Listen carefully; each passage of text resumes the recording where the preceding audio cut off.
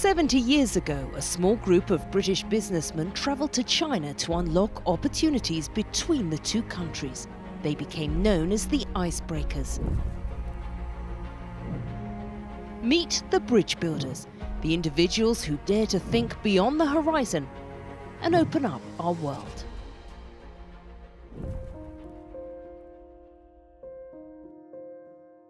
I was born in 1952 in a lovely place called Ramsbottom near Bury in Lancashire. I went to primary school when I was 5. I saw in the textbook a lovely picture of a family in China.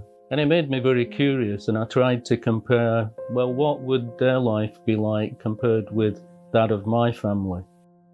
In 1995, I was interviewed for my chief officer post with the new Angus council.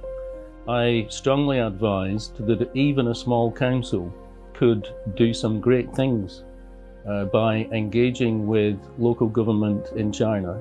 I realised then that China would become a great super economy. We had a new consulate established in Edinburgh. They were very keen to support us and in fact helped us make the choice of the city to twin with. Yantai in Shandong. It was a good choice. Yantai is situated in a very rich province, strong agricultural base.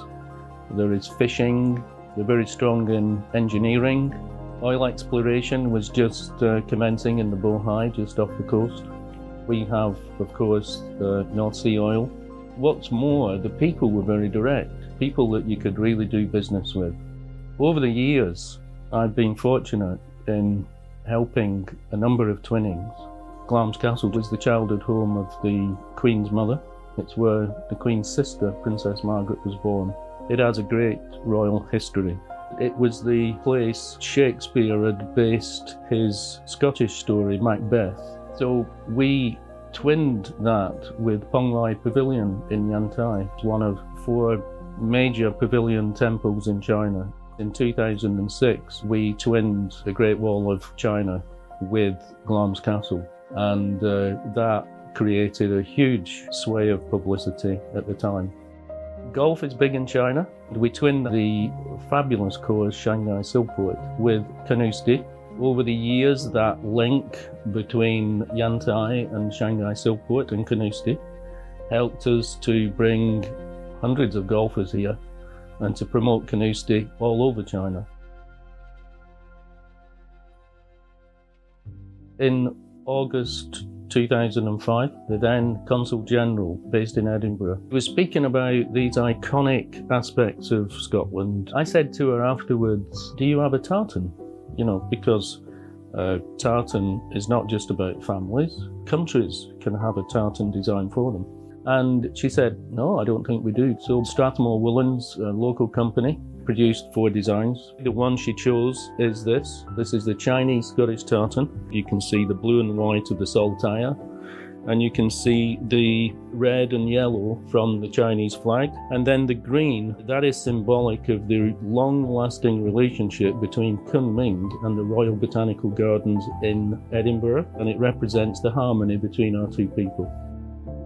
I was made honorary citizen of Yantai in March 2008, and in November of that year I was made Ambassador of the Year here in Angus. And the Queen awarded me the MBE in July 2013 in Holyrood Palace in Edinburgh.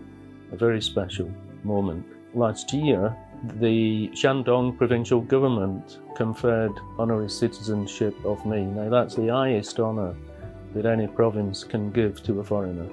So that's very special. I retired in 2012 after 37 years in local government, but I also wanted to continue the work I'd done being this bridge between Scotland and China, because having that independence would allow me to do things for Scotland more than just for Angus.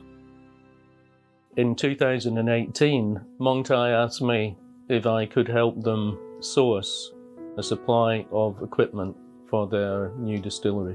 I built a strategic partnership between Angus Dundee Distillers and Yantai, which has been a great source of assistance. Angus Dundee Distillers have a team of 10 now in Shanghai, and they have customers all over China. There's no doubt the economy in China has changed vastly in those 25 years that I've been involved.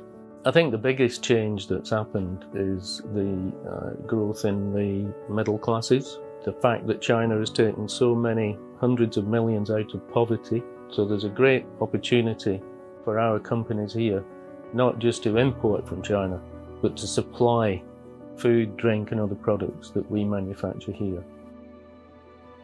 I've engaged as an advisory board member of the Confucius Institute for Scotland Schools, something I have a great passion for. It's absolutely vital that our youngsters know more about China, can speak the language, so that we can engage more effectively.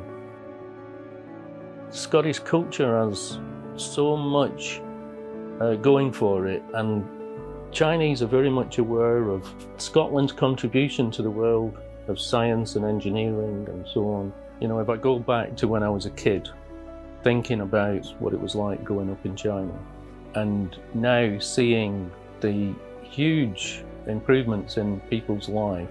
I've visited so many different places and made so many friends. What gives me the greatest feeling of success is seeing people develop. It's a very human experience, one that gives me a lot of self-satisfaction, as I thoroughly enjoy every moment of my engagement with China.